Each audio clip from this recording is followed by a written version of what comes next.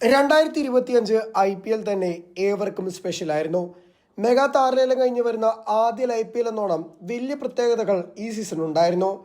അങ്ങനെ വീണ്ടും ഒരു ഉടച്ചു വാർക്കലിന് ശേഷമാണ് RCB ഒരു പുതിയ സീസണായി തയ്യാറെടുത്തത്. എന്നാൽ സീസണിന് മുമ്പ് RCBയുടെ കിരീട സാധ്യതകളെക്കുറിച്ച് ആരും അങ്ങനെ പറഞ്ഞു കേട്ടിരുന്നില്ല. എല്ലാവരും പല ചാമ്പ്യന്മാരുടെ പേര് പറയുമ്പോൾ RCBയുടെ പേര് പലരും വിട്ടുപോയി. എന്നാൽ പ്ലേ ഓഫ് ഉറപ്പിക്കുമെന്ന് ചിലർ വിചാരിച്ചിരുന്നു. പക്ഷേ RCB സീസൺ അവസാനിക്കുമ്പോൾ ആദ്യ കിരീടം നേടിയിരിക്കുകയാണ്. RCBക്ക് വേണ്ടി മികച്ച പ്രകടനങ്ങൾ പുറത്തെടുത്ത താരങ്ങൾ നിരവധിയാണ്. 10ഓളം മാൻ ഓഫ് ദി മാച്ചാണ് വിവിധ താരങ്ങൾ ഈ സീസണിൽ സ്വന്തമാക്കിയിട്ടുള്ളത്. Josh Hazlewood, Phil Salt, Virat Kohli, Rajat Patidar, Romario Shepherd, Krunal Pandya എന്നിങ്ങനെ പട്ടിക നീണ്ടു പോകും.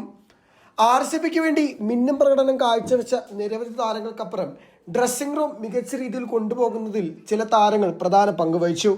അതിലേറ്റവും എടുത്തു പറയേണ്ടത് റീപ്ലേസ്മെന്റായി വന്ന ചില താരങ്ങളാണ്. മയങ്ക് അഗർവാൾ സീസണിന്റെ അവസാനത്തോളമാണ് RCBക്കൊപ്പം ചേരുന്നത്.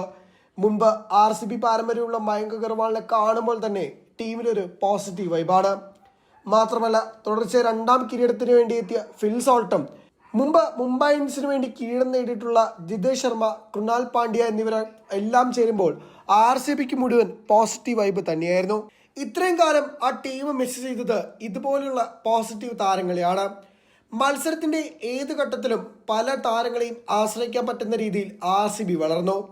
അതിൽ ഏറ്റവും നിർണായക പങ്ക് എടുത്തു പറയേണ്ടത് വിരാട് കോഹ്ലിയെ തന്നെയാണ്.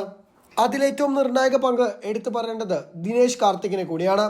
RCBയുടെ മെന്ററായ ദിനേശ് കാർത്തിക്കിന്റെ പല പ്ലാനുകളും ഈ സീസണിൽ ഫലം കണ്ടു. RCB പ്രധാനമായും മത്സരങ്ങൾ പരാജയപ്പെട്ടിരുന്നത് ഹോം ഗ്രൗണ്ടിന്റെ അടിസ്ഥാനത്തിലാണ്. എവേ ഗ്രൗണ്ട് കാര്യമായി RCB ശ്രദ്ധിച്ചിരുന്നുമില്ല. എന്നാൽ ഈ പ്രാവശ്യം RCB മിക്ക മത്സരങ്ങളും ജയിച്ചത് എവേ ഗ്രൗണ്ടിലാണ്. അതുകൊണ്ടുള്ള ആധിപത്യങ്ങൾ ഏറെയായിരുന്നു. ചിൻസോപ്പിയിലെ പരിമിതികളെ വേണ്ട പോലെ ഉപയോഗിക്കാൻ RCBക്ക് സാധിച്ചു എന്നുള്ളതും ഈ സീസണിലെ പ്രധാന ഹൈലൈറ്റുകളാണ്. മാത്രമല്ല മെഗാ താരലേലത്തിൽ മികച്ച താരങ്ങളെ ടീമിലെത്തിക്കാനും RCBക്ക് സാധിച്ചു. പരിക്കും കാര്യമായ RCB ബാധിക്കാതിരുന്നത് മറ്റൊരു ഭാഗ്യത്തിന്റെ കളിയാണ്. ജോഷ് ഹേസൽവുഡ് ഇതുവരെ ഫൈനൽ തോറ്റിട്ടില്ല. RCBക്ക് വേണ്ടി ഈ ഫൈനൽ കളിക്കാൻ വന്നപ്പോൾ ആ പ്രതീക്ഷയും ഏറെയായിരുന്നു. അക്ഷരാർത്ഥത്തിൽ എല്ലാം അവസാനിക്കുമ്പോൾ RCB അങ്ങനെ കിരീടം സ്വന്തമാക്കിയിരിക്കുകയാണ്.